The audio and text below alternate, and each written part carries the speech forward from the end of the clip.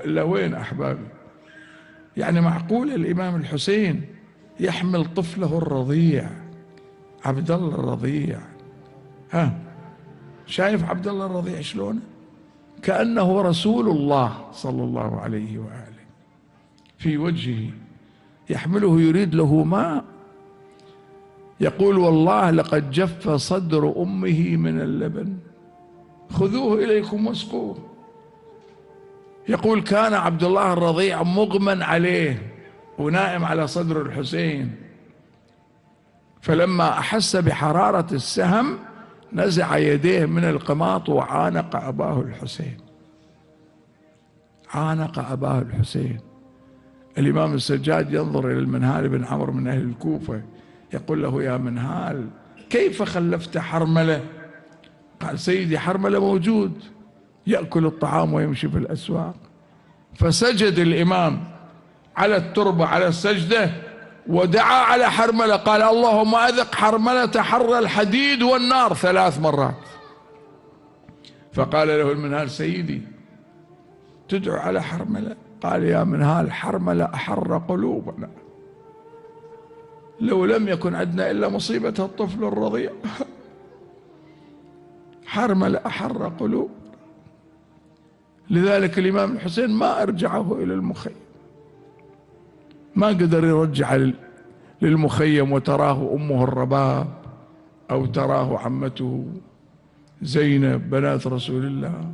حفر له بجفن سيفه سهم ذبحه من الوريد إلى الوريد، حفر له بجفن سيفه ودفنه مرملا بدمائه، ورجع إلى الخيمة. الآن سكينة تقدمت، يمكن رقية وياها، تسأل عن أخوها طفل رضيع، تقول أبا سقيت أخي ماء وجئتني ببقيته. قال بني عظم الله لك الأجر، لقد قتل أخوك عبد الله الرضيع. هكذا المعنى. خذت سلوتي وظليت أسالي، أمة تحكي، خذت سلوتي وظليت أسالي برويحتي والقلب هالي، أدورا على يميني وشمالي، أنا أهز بالمهد والمهد خالي، أنا أهيز بالمهد والمهد خالي، دل الله يا الولد يا ابن دل الله، أنا أغيلك يا عبد الله دل الله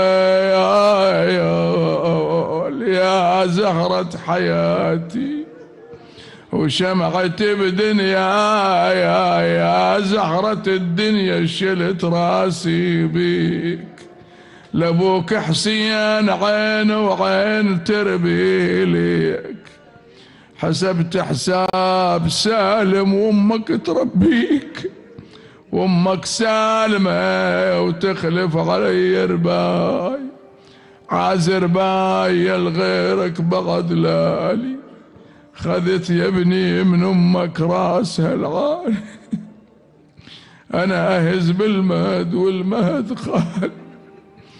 جاءت للسيدة زينب تقول الرباب هكذا، وجاءت الى مهد عبد الله ذاهلة تظن مما دهاها انه فيه، تهزه بيديها ثم تجذبه الى صدرها، ثم تجذبه لصدرها طمعا فيه وتدنيه، لا تبعدن حبيب القلب عن كبد حرا وعن مقلة سالت بما فيه، يا ابني عبد الله على فرقك أنا صبر فينا ودرا فداياك، يا دير